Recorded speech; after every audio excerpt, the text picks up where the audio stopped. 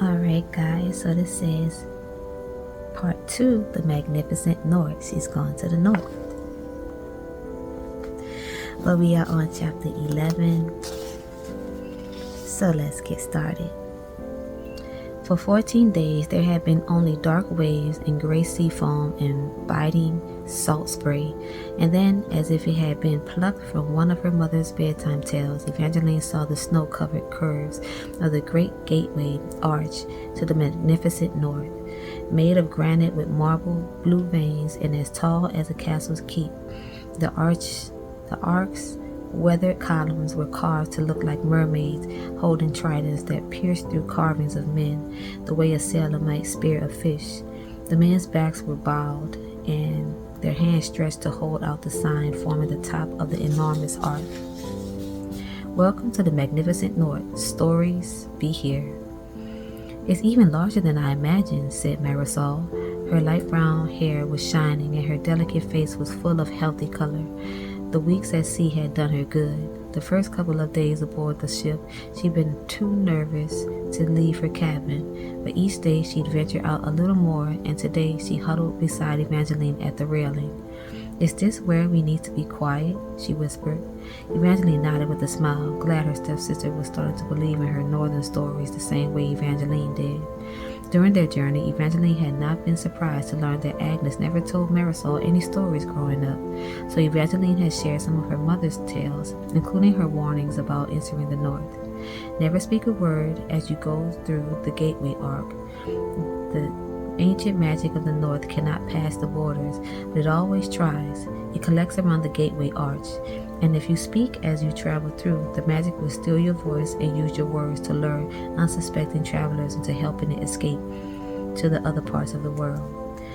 It must have been a common myth, or everyone felt the same sense of gravitas that Evangeline did, for the whole of the ship sailed under the arc in silence. On the other side, the air was cool as ice and full of clouds, so low that Evangeline could taste them. I wish we could sail faster, the sailor grumbled. This part always gives me the collybobbles. The waves stopped lapping, and the nearby clouds drifted over the sun, shattering their ship as it silently cut through the stretch of sea known as Valor Row, graveyard for the first royal family of the north. The Valor's ancient monuments were exactly as her mother had described them, standing knee-deep in the blue-gray waters. The statues were nearly as tall as the arch, every inch of them carved to appear as if they wore armor or finery except for their heads, which were all missing. And yet, as her ship sailed past, Evangeline could still hear their voices, or perhaps they were the voices stolen from those who had traveled through the arcs before. Free us, they rasped. Restore us. Help us. We can. Evangeline didn't hear the rest of the plea as the ship reached the docks of Valorfell, and everyone became busy disembarking. Miss Fox, Miss Tourmaline, asked a silver-haired woman in a sea-salt blue gown with a silver underskirt and a belt that held a number of tied-up scrolls in it.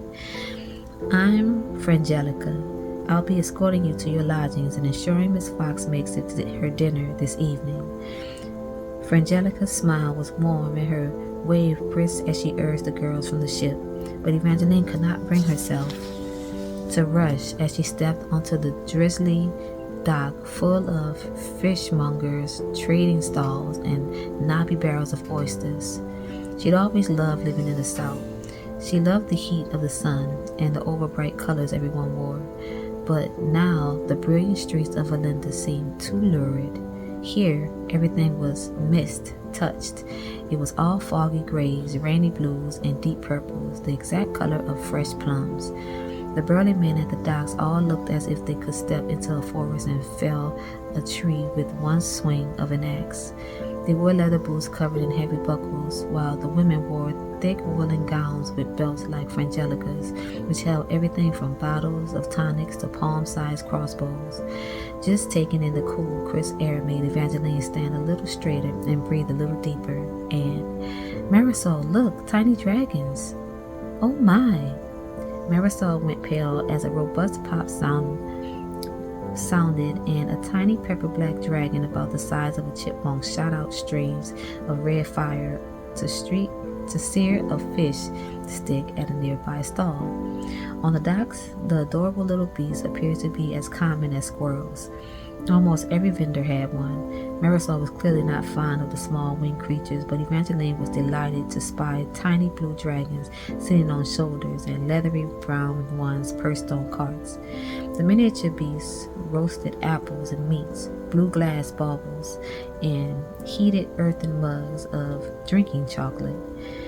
It all was as charming as her mother had said. Evangeline had to look down at the damp cobbles to make sure her feet were still on the ground and that she hadn't taken flight, for parts of her were soaring. Stepping into the north didn't just feel like the start of something, it felt like the start of everything. Beyond the docks, spires of hardy wooden shops grew upward instead of outward. Each glorious level had storybook quaint storefronts, all connected by fog-laced footbridges that crisscrossed above Evangeline's head in a maze of wonderful patterns. The note made her think of her mother, of course, but with a pang. She realized it was also somewhere she would have loved to have explored with her father. The few shops she could see inside looked exactly like the sorts of places he might have found all kinds of new oddities for his shop. "Get your daily rumor," cried a girl with a satchel full of rolled up papers. "Perfect if you're placing bets on who the prince will propose to, or if you want to know who your competition is." "We should buy one," Marisol said, eyeing the papers with curiosity. Given Marisol's dislike of scandal sheets, her interest was not what Evangeline would have expected, but it was just the kind of adventurous spirit that she'd hoped the North would bring out in her stepsister. Evangeline reached into her coin purse. Their currency was different, but the Empress had generously supplied her with northern pocket money. "How much?" "Just half a mark," said the paper girl. "Wait." The girl's brows jumped as she took a real look at Evangeline. "It's you! And you really do have pink hair." The girl shoved the damp paper in Evangeline's hands and winked. "It's on me. I placed a bet that Prince Apollo chooses you over the others." Evangeline didn't know how to respond other than insisting on paying the girl twice as much as the paper cost. Alright, so now I'm about to read what the paper says. The Daily Rumor, Let the Betting Begin by Christoph Neitlinger. Tomorrow is the first night of Knock Never Ending. The Chancery is now accepting wagers on everything from dancing partners to proposals, and as promised, I have my predictions. We all know that Prince Apollos has said he might not choose any bride, and once Knock Never Ending begins, it may never come to an end. But I will not place bets on that happening. I have it upon good authority that Apollo has his eyes on several ladies, and I have a few excellent theories as to whom these young women might be. My first favorite is Thessaly Fortuna, who I'm sure needs little introduction. Given that she's from one of the great houses, I wouldn't be surprised if Thessaly was Prince Apollo's first choice for a dancing partner tomorrow night.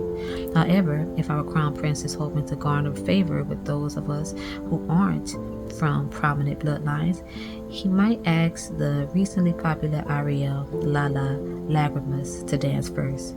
Lala's family is shrouded in mystery, which is often code for being common, but her beauty is almost mythical, and we all know how much Prince Apollo values beauty. Unfortunately, I'm not sure that I'll place any marriage bets on Lala. I've heard repeatedly that Prince Apollo might already be taken with famed foreign princess Serendipity Skystead of the Icehaven Isle. The pair has known each other since childhood.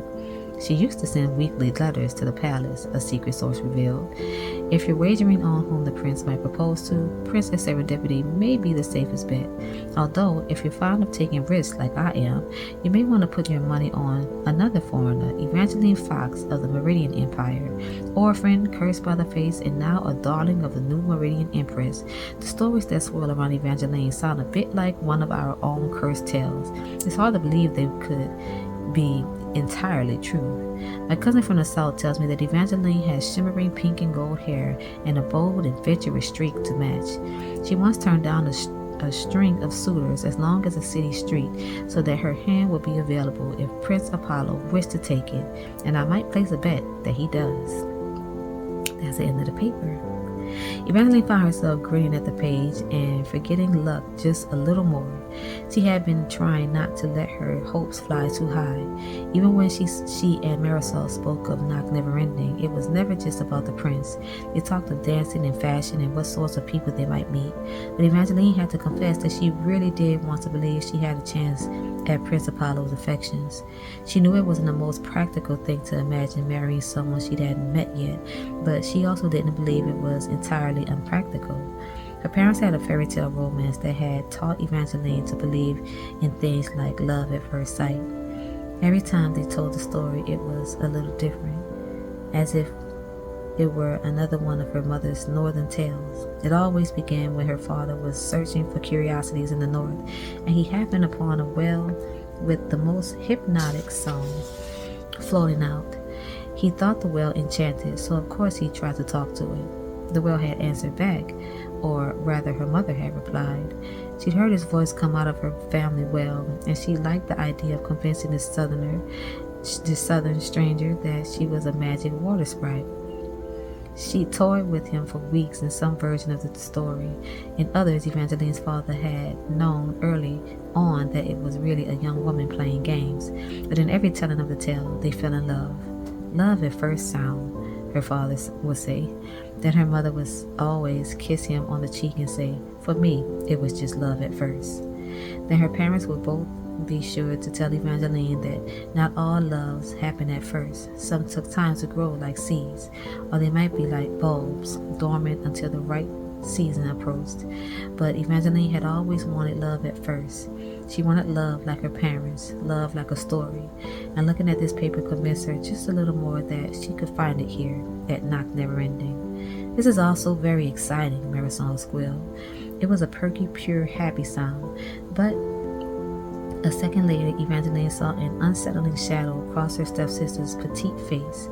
"Even though it says you're a risky choice, you're going to need to be careful tonight with the other girls. They'll definitely be all claws and teeth now." Evangeline knew this reaction was undoubtedly Agnes's poison influence, but Evangeline did feel a sting. Right as Marisol had said the word teeth, the heart-shaped scars on Evangeline's wrist had started to burn. She felt them more and more since she decided to go north. Usually, she ignored the stinging pain and the thoughts of Jax that came with it. But just then, Evangeline couldn't shake the unnerving idea that it wasn't other girls she'd need to worry about tonight, but the blue-eyed fate who left his marks on her. Knock Never Ending didn't officially begin until tomorrow, but this evening there was a private dinner to welcome all the foreign ambassadors. Unlike the official ball, where the prince only danced with 5 girls, this evening he would privately meet with everyone, including Evangeline. "Ladies," Frangelica clapped. "None of this will matter if Miss Fox doesn't make it to her dinner." She waved them into a waiting coach. The burning sensation in Evangeline's wrist grew fainter, but didn't completely disappear as they rumbled down a bumpy gray lane lined with inns and taverns named after the various northern tales and historical figures. They passed a fortune-telling den called Vesper's Whispers and a clanging forge named Wolfric's Weapons. The Eternal Prince appeared to be a popular pub, though Evangeline was more curious about the serpentine line of people leading to Fortuna's fantastically flavored waters. She didn't recognize the name from her mother's stories, but she wondered if the establishment was connected to the Fortuna girl who'd been mentioned in the local gossip sheet as a potential favorite. They finally stopped near the end of the Merry Road at the Mermaid and the Pearls Inn for adventurous travelers. Rumored to have been built out of the wreckage of a sunken ship, the inn was full of creaking floorboards and roaring warmth that immediately thawed Evangeline's chill skin. The walls were papered in sepia-tinted pages covered in drawings of dazed sailors and wicked mergirls. The theme continued in Evangeline and Marisol's suite. The frames of their beds mimicked open wooden treasure chests with posters formed of the largest white pearls she'd ever seen. According to her mother, The Mermaid and the Pearls was the story of a mermaid who tricked sailors into letting her turn them into giant pearls. It was one of the myths that always seemed more fairy tale than history. But just in case it was more true than false, Evangeline avoided all the pearly bedposts as she dressed for the evening. She tried to get an invitation for Marisol, but tonight's dinner was extremely exclusive. Everyone in attendance was supposed to wear fashions that represented something about them or the kingdom they were from, and Evangeline's dress from the Empress clearly represented her. Instead of sleeves, there were merely thin lines of silver that wrapped around her arms and decolletaged and then continued down, flowing over her snow white bodice and fitted white skirt like veins of marble stone. She looked like a statue come to life. Marisol went pale. I suppose it's a good thing I wasn't invited to this dinner. If I had been given a gown to symbolize my life, it would have probably had a skull and crossbones embroidered over the chest. Marisol said this as if it were a jest, but her voice was a little too high and a little too raw. And just like that, the familiar wedge of guilt was back. It's going to be different here. Evangeline took her stepsister's hand and squeezed. Once again, she was tempted to confess the truth and tell Marisol that her supposed curse was all Evangeline's fault. "Miss Fox," Frangelica called through the door. "It's time to depart, my dear." Evangeline closed her mouth and swallowed down her secrets. Confessing might ease her guilt, but it would ruin so many other things, and not just for her. If she told Marisol the truth, she might not feel cursed anymore, but she would feel betrayed. For now, Evangeline would just have to hope that things really would be different here, and that the North had enough magic to create happier endings for the both of them.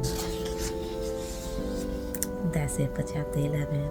Until next time, good night, y'all.